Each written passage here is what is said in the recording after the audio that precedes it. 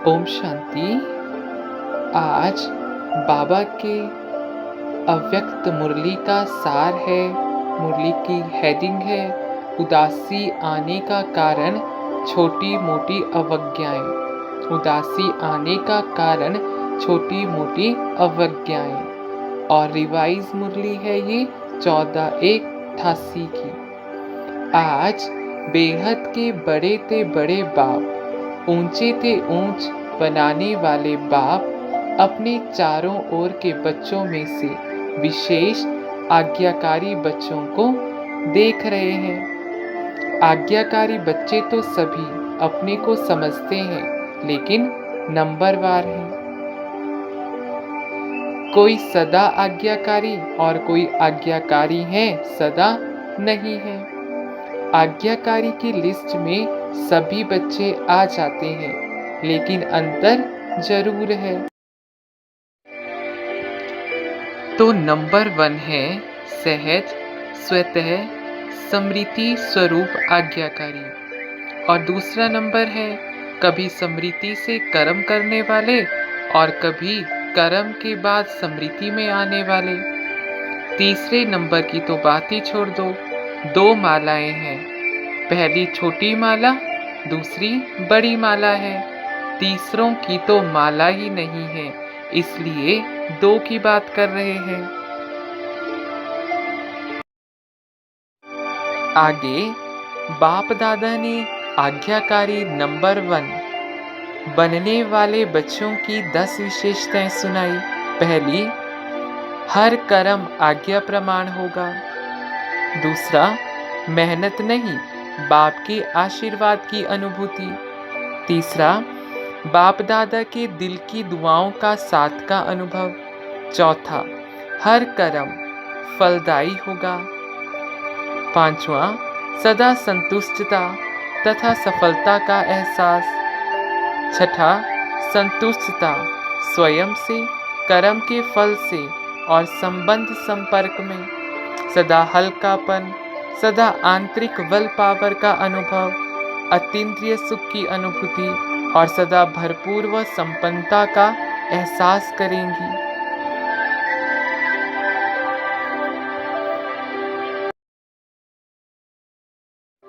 आगे बाप दादा ने असंतुष्टता के 3 मुख्य कारण बताए। पहला, अपने कारण को न जानने के कारण मिसअंडरस्टैंड, गलत फहमी करना। दूसरा, औरों से ज़्यादा इच्छाएं रखना। और तीसरा, पिछले संस्कार, स्वभाव और हिसाब किताब के कारण। नंबर 1 आज्ञाकारी आत्मा का कभी मन नहीं खाता। आज्ञा प्रमाण चलने के कारण सदा हल्के रहते, क्योंकि कर्म के बंधन का बोझ नहीं। पहले भी सुनाया था कि एक है कर्म के संबंध में आना, दूसरा है कर्म के बंधन वश कर्म करना। तो नंबर 1 आत्मा कर्म के संबंध में आने वाली है, इसलिए सदा हल्की है। नंबर 1 आत्मा हर कर्म में बाप दादा द्वारा विशेष आशीर्वाद की प्राप्ति के कारण हर कर्म करते आशीर्वाद के फल स्वरूप सदा ही आंतरिक विल पावर अनुभव करेंगी, सदा अतीन्द्रिय सुख का अनुभव करेगी, सदा अपने को भरपूर अर्थात संपन्न अनुभव करेगी। जैसे पिछले जन्मों के कड़े संस्कार, स्वभाव कभी कभी न चाहते भी अपनी तरफ खींच लेते हैं। ऐसे समय प्रति समय की हुई अवज्ञाओं का बोझ कभी कभी अपनी तरफ खींच लेता है। वह है पिछला हिसाब किताब, यह है वर्तमान जीवन का हिसाब। क्योंकि कोई भी हिसाब, चाहे इस जन्म का चाहे पिछले जन्म का, लग्न की अग्नि स्वरूप स्थिति के बिना भस्म नहीं होता। सदा अग्नि स्वरूप स्थिति अर्थात शक्तिशाली याद की स्थिति, बीज रूप लाइट हाउस स्थिति सदा न होने के कारण हिसाब किताब को भस्म नहीं कर सकते हैं। इसलिए रहा हुआ हिसाब अपनी तरफ खींचता है। उस समय कोई गलती नहीं करते हो कि पता नहीं क्या हुआ। एक होता है ज्ञान द्वारा शांति का अनुभव, दूसरा होता है बिना खुशी, बिना आनंद के सनाटे की शांति। वह बिना रस के शांति होती है। सिर्फ दिल करेगा कहाँ अकेले में चले जाएं, बैठ जाएं। यह सब निशानियां हैं कोई ना कोई अवज्ञा की। कर्म का बोझ खींचता है। अवज्ञा एक होती है पाप कर्म करना, वह कोई बड़ी भूल करना, और दूसरी छोटी छोटी अवज्ञाएं भी होती हैं। पिछला वह वर्तमान बोझ डबल लाइट बनने नहीं देता है। कभी डबल लाइट बन जाते, कभी बोझ नीचे ले आता। सदा अतीन्द्रिय सुख व खुशी, संपन्न शांत स्थिति अनुभव नहीं करते हैं। बाप दादा के आज्ञाकारी बनने की, विशेष आशीर्वाद की लिफ्ट के प्राप्ति की अनुभूति नहीं होती है। इसलिए किस समय सहज होता, किस समय मेहनत लगती है।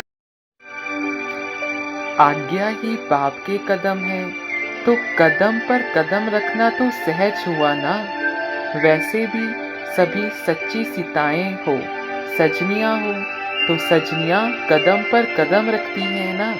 यह विधि है ना, तो मुश्किल क्या हुआ। बच्चे के नाते से भी देखो। बच्चे अर्थात जो बाप के फुटस्टेप, पद जिन पर चले, जैसे बाप ने कहा ऐसे किया। बाप का कहना और बच्चों का करना, इसको कहते हैं नंबर 1 आज्ञाकारी। तो चेक करो और चेंज करो। अच्छा, फिर बाबा ने याद प्यार दिया।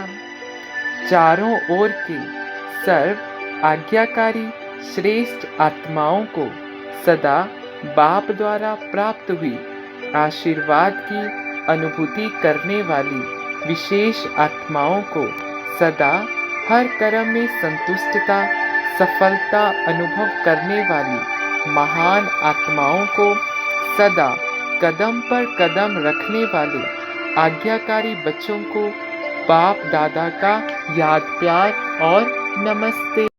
पार्टियों से अव्यक्त बाप दादा की मधुर मुलाकात। सदा अपने को रूहानी यात्री समझते हो। यात्रा करते क्या याद रहेगा। जहाँ जाना है वही याद रहेगा ना। अगर और कोई बात याद आती है तो उसको भुलाते हैं। तो रूहानी यात्रियों को सदा क्या याद रहता है। अपना घर परम धाम याद रहता है ना। वहाँ ही जाना है। तो अपना घर और अपना राज्य स्वर्ग दोनों याद रहता है, या और बातें भी याद रहती हैं।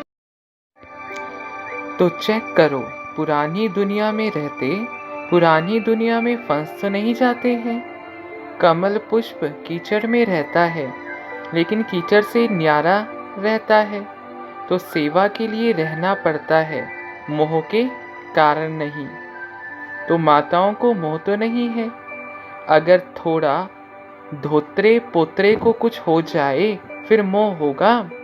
अगर वो थोड़ा रोए तो आपका मन भी थोड़ा रोएगा, क्योंकि जहाँ मोह होता है तो दूसरे का दुख भी अपना दुख लगता है।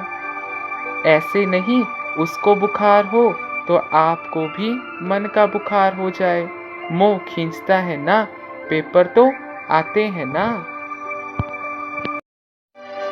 कुमारों से अव्यक्त बाप दादा की मुलाकात। कमाल करने वाले कुमार हो ना, क्या कमाल दिखाएंगे। सदा बाप को प्रत्यक्ष करने का उमंग तो रहता ही है, लेकिन उसकी विधि क्या है। आजकल तो यूथ की तरफ सबकी नज़र है। रूहानी यूथ अपने मनसा शक्ति से, बोल से, चलन से ऐसे शांति की शक्ति अनुभव कराएं जो वो समझे कि यह शांति की शक्ति से क्रांति करने वाले हैं।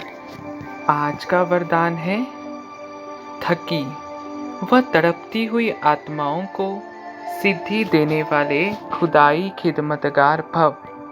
थकी व तड़पती हुई आत्माओं को सिद्धि देने वाले खुदाई खिदमतगार भव। विस्तार है, आत्माओं की बहुत समय से इच्छा व आशा है निर्वाण व मुक्ति धाम में जाने की। इसके लिए ही अनेक जन्मों से अनेक प्रकार की साधना करते करते थक चुकी हैं। अभी हर एक सिद्धि चाहते हैं ना कि साधना सिद्धि अर्थात सद्गति। तो ऐसी तड़पती हुई, थकी हुई, प्यासी आत्माओं की प्यास बुझाने के लिए आप श्रेष्ठ आत्माएं अपनी साइलेंस की शक्ति व सर्व शक्तियों से 1 सेकंड में सिद्धि दो, तब कहेंगे खुदाई खिदमतगार।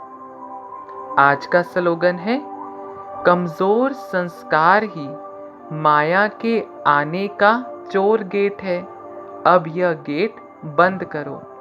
कमजोर संस्कार ही माया के आने का चोर गेट है, अब यह गेट बंद करो। अच्छा, ओम शांति। शुक्रिया। प्रतिदिन की मुरली का सार सुनने के लिए कृपया वीडियो को लाइक करें, चैनल को सब्सक्राइब करें। धन्यवाद। ओम शांति। शुक्रिया बाबा।